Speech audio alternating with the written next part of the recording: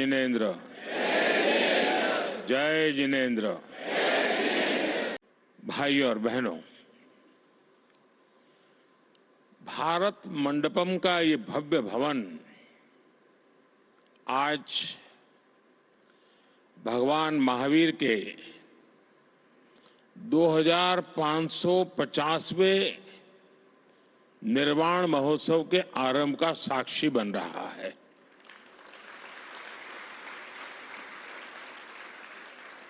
अभी हमने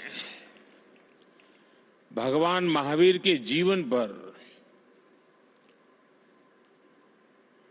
विद्यार्थी मित्रों द्वारा तैयार किए गए चित्रण को देखा। युवा साथियों ने वर्तमान में वर्धमान सांस्कृतिक कार्यक्रम की प्रस्तुति भी की। हमारे अनादि मूल्यों के प्रति,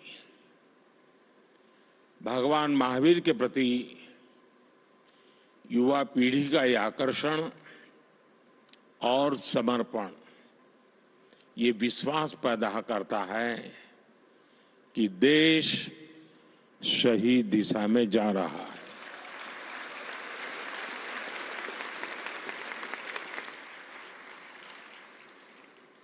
इस ऐतिहासिक अवसर पर मुझे विशेष डाक टिकट और सिक्के रिलीज करने का सौभाग्य भी मिला है।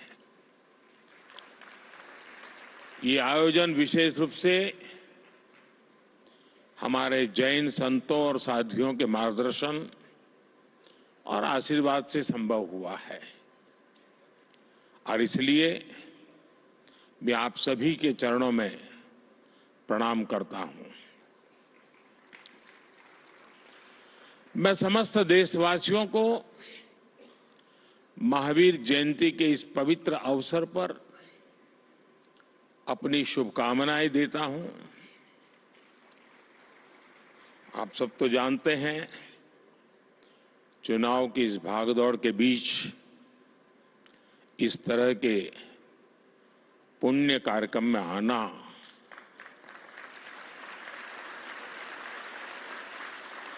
मन को बहुत ही शाता देने वाला है।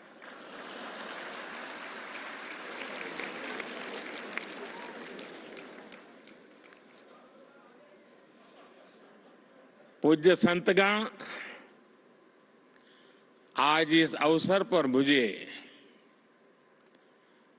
महान मार्गदर्शक, समाधिस्थ आचार्य श्री 108 विद्यासागर जी महाराज का स्मरण होना स्वाभाविक है। पिछले ही वर्ष छत्तीसगढ़ के चंद्रागिरी मंदिर में मुझे उनका सानिध्य मिला था। उनका भौतिक शरीर भले ही हमारे बीच नहीं है, लेकिन उनके आशीर्वाद जरूर हमारे साथ है। साथियों, भगवान महावीर का ये 2550वां निर्वाण महोत्सव हजारों वर्ष का एक दुर्लभ अवसर है। ऐसे अवसर स्वाभाविक रूप से कई विशेष संयोगों को भी जोड़ते हैं। ये वो समय है जब भारत अमृत काल की शुरुआती दौर में है। देश आजादी के शताब्दी वर्ष को स्वर्णिम शताब्दी बनाने के लिए काम कर रहा है। इस साल हमारे संविधान को भी 75 वर्ष होने जा रहे हैं। इसी समय देश में एक बड़ा लोकतांत्रिक उत्सव भी चल रहा है। देश का विश्वास है कि यहीं से भविष्य की नई यात्रा शुरू होगी।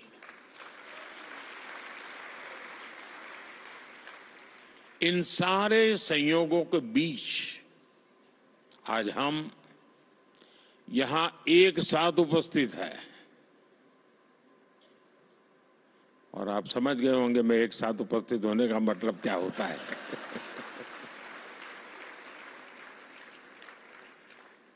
मेरा आप लोगों से जुड़ाव बहुत पुराना है।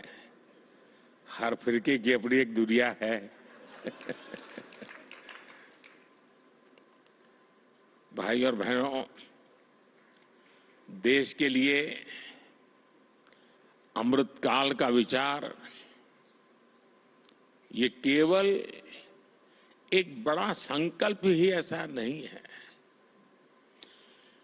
ये भारत की वो आध्यात्मिक प्रेरणा है जो हमें अमरता और शाश्वतता को जीना सिखाती है। हम 2500 वर्ष बाद भी आज भगवान महावीर का निर्वाण दिवस मना रहे हैं और हम ये जानते हैं कि आगे भी कई हजार वर्ष बाद भी ये देश भगवान महावीर से जुड़े ऐसे उत्सव मनाता रहेगा। सदियों और सहस्त्राब्दियों में सोचने का ये सामर्थ्य, ये दूरदर्शी और दूरगामी सोच, इसलिए ही भारत न केवल विश्व की सबसे प्राचीन जीवित सभ्यता है बल्कि मानवता का सुरक्षित ठिकाना भी है। ये भारत ही है जो स्वयं के लिए नहीं सर्वम के लिए सोचता है। ये भारत ही है जो स्व की नहीं सर्वस्व की भावना करता है। ये भारत ही है जो अहम नहीं वयम की सोचता है। ये भारत ही नहीं जो इति नहीं अपरिमित में विश्वास करता है। ये भारत ही है जो नीति की बात करता है, नेति की भी बात करता है। ये भारत ही है जो पिंड में ब्रह्मांड की बात करता है, विश्व में ब्रह्म की बात करता है, जीव में शिव की बात करता है। साथियों, हर युग में जरूरत के मुताबिक नए विचार आते हैं, लेकिन जब विचारों में ठहराव आ जाता है तो विचार वाद में बदल जाते हैं और वाद विवाद में बदल जाते हैं। लेकिन जब विवाद से अमृत निकलता है और अमृत के सहारे चलते हैं तो हम नवसर्जन की तरफ आगे बढ़ते हैं। लेकिन अगर विवाद में से विष निकलता है तो हम हर पल विनाश के बीज बोते हैं। 75 साल तक आजादी के बाद हमने वाद किया, विवाद किया, संवाद किया और इस सारे मंथन से जो निकला, अब 75 साल हो गए। अब हम सबका दायित्व है कि हम उससे निकले हुए अमृत को लेकर के चलें, विष से हम मुक्ति ले लें और इस अमृत काल को जी करके देखें। वैश्विक संघर्षों के बीच देश युद्धरत हो रहे हैं। ऐसे में हमारे तीर्थंकरों की शिक्षाएं और भी महत्वपूर्ण हो गई है। उन्होंने मानवता को वाद विवाद से बचाने के लिए अनेकांतवाद और शातवाद जैसे दर्शन दिए हैं। अनेकांतवाद यानी एक विषय के अनेक पहलुओं को समझना, दूसरों के दृष्टिकोण को भी देखने और स्वीकारने की उदारता वाला। आस्था की ऐसी मुक्त व्याख्या, यही तो भारत की विशेषता है और यही भारत का मानवता को संदेश है। साथियों, आज संघर्षों में फंसी दुनिया भारत से शांति की अपेक्षा कर रही है। नए भारत के इस नई भूमिका का श्रेय हमारे बढ़ते सामर्थ्य और विदेश नीति को दिया जा रहा है, लेकिन मैं आपको बताना चाहता हूं, इसमें हमारी सांस्कृतिक छवि का बहुत बड़ा योगदान है। आज भारत इस भूमिका में आया है क्योंकि आज हम सत्य और अहिंसा जैसे व्रतों को वैश्विक मंचों पर पूरे आत्मविश्वास से रखते हैं।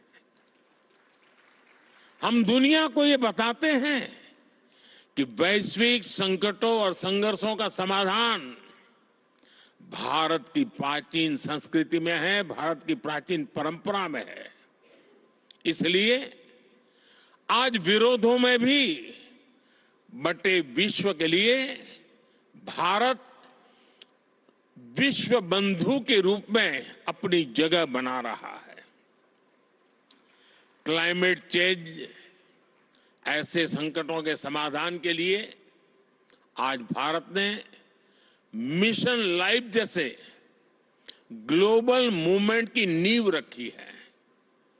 आज भारत ने विश्व को one earth, one family, one future का विजन दिया है। क्लीन एनर्जी और सस्टेनेबल डेवलपमेंट के लिए हमने वन वर्ल्ड, वन सन, वन ग्रिड का रोड मैप दिया है। आज हम इंटरनेशनल सोलर अलायंस जैसे फ्यूचरिस्टिक ग्लोबल इनिशिएटिव का नेतृत्व कर रहे हैं। हमारे इन प्रयासों से दुनिया में एक उम्मीद ही नहीं जगी है, बल्कि भारत की प्राचीन संस्कृति को लेकर विश्व का नजरिया भी बदला है। साथियों, जैन धर्म का अर्थ ही है जीन का मार्ग, यानी जीतने वाले का मार्ग। हम कभी दूसरे देशों को जीतने के लिए आक्रमण करने नहीं आए। हमने स्वयं में सुधार करके अपनी कमियों पर विजय पाई है। इसलिए मुश्किल से मुश्किल दौर आए, लेकिन हर दौर में कोई न कोई ऋषि, मनीषी हमारे मार्गदर्शन के लिए प्रकट हुआ। बड़ी बड़ी सभ्यताएं नष्ट हो गई, लेकिन भारत ने अपना रास्ता खोज ही लिया। भाई और बहनों, आप सबको याद होगा, केवल 10 साल पहले ही हमारे देश में कैसा माहौल था। चारों तरफ निराशा, हताशा। ये मान लिया गया था कि इस देश का कुछ नहीं हो सकता। भारत में ये निराशा भारतीय संस्कृति के लिए भी उतनी ही परेशान करने वाली बात थी। इसलिए 2014 के बाद हमने भौतिक विकास के साथ ही विरासत पर गर्व का संकल्प भी लिया। आज हम भगवान महावीर का 2550वां निर्वाण महोत्सव मना रहे हैं। इन 10 वर्षों में हमने ऐसे कितने ही बड़े अवसरों को सेलिब्रेट किया है। हमारे जैन आचार्यों ने मुझे जब भी आमंत्रण दिया, मेरा प्रयास रहा है कि उन कार्यक्रमों में भी जरूर शामिल रहूं। संसद के नए भवन में प्रवेश से पहले मैं मिच्छामि दुक्कडम कहकर अपने इन मूल्यों को याद करता हूं। इसी तरह हमने अपनी धरोहरों को संवारना शुरू किया। हमने योग और आयुर्वेद की बात की। आज देश की नई पीढ़ी को यह विश्वास हो गया है कि हमारी पहचान हमारा स्वाभिमान है। जब राष्ट्र में स्वाभिमान का ये भाव जग जाता है तो उसे रोकना असंभव हो जाता है। भारत की प्रगति इसका प्रमाण है। साथियों, भारत के लिए आधुनिकता शरीर है, आध्यात्मिकता उसकी आत्मा है। अगर आधुनिकता से आध्यात्मिकता को निकाल दिया जाता है तो अराजकता का जन्म होता है। और आचरण में अगर त्याग नहीं है तो बड़े से बड़ा विचार भी विसंगति बन जाता है। यही दृष्टि भगवान महावीर ने हमें सदियों पहले दी थी। समाज में इन मूल्यों को पुनर्जीवित करना आज समय की मांग है। भाई और बहनों, दशकों तक हमारे देश ने भी भ्रष्टाचार की त्रासदी को सहा है। हमने गरीबी की गहरी पीड़ा देखी है। आज देश जब उस मुकाम पर पहुंचा है कि हमने 25 करोड़ देशवासियों को गरीबी के दलदल से बाहर निकाला है। आपको याद होगा, मैंने लाल किले से कहा था और अभी पूज्य महाराज जी ने भी कहा, यही समय है, सही समय है।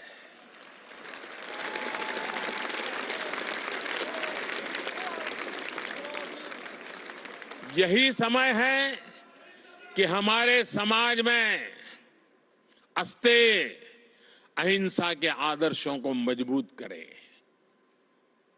मैं आप सभी संत गणों को भरोसा देता हूं, देश इस दिशा में हर संभव प्रयास जारी रखेगा। मुझे विश्वास भी है कि भारत के भविष्य निर्माण की इस यात्रा में आप सभी संतों का सहयोग देश के संकल्पों को मजबूत बनाएगा, भारत को विकसित बनाएगा। भगवान महावीर के आशीर्वाद 140 करोड़ देशवासियों का और मानव मात्र का कल्याण करेंगे। और मैं सभी पूज्य संतों को श्रद्धापूर्वक प्रणाम करता हूं। उनकी वाणी में एक प्रकार से मोती प्रकट हो रहे थे।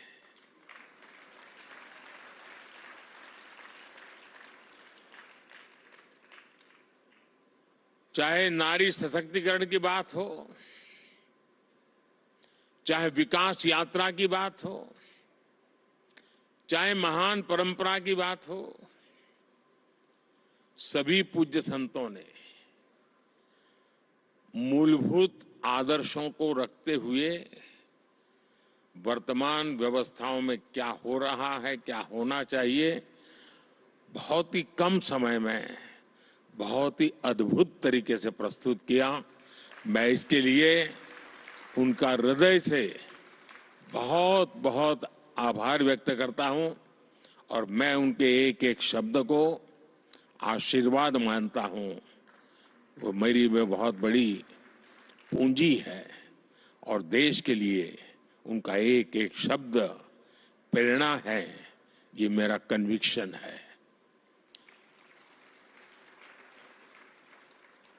अगर शायद ये चुनाव का माहौल न होता तो शायद मैं भी कुछ और मिजाज में होता।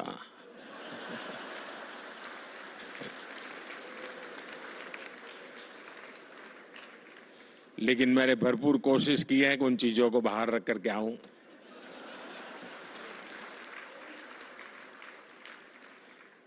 मैं तो नहीं लाया, लेकिन आप जरूर लेके आए हैं।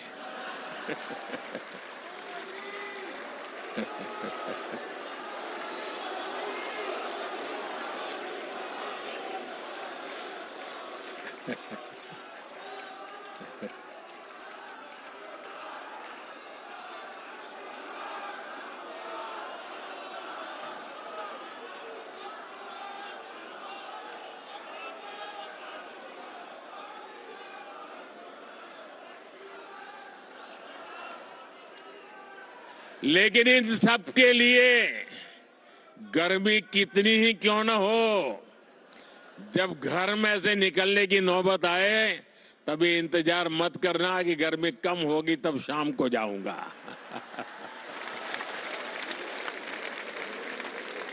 सुबह सुबह ही जाइए।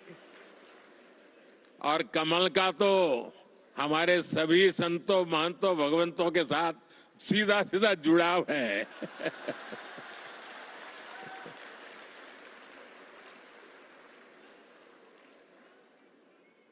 मुझे बहुत अच्छा लगा आप सबके बीच आने के बदले, और इसी भावना के साथ मैं भगवान महावीर के श्री चरणों में पुनः प्रणाम करता हूं। मैं आप सब संतों के चरणों में प्रणाम करता हूं। बहुत बहुत धन्यवाद।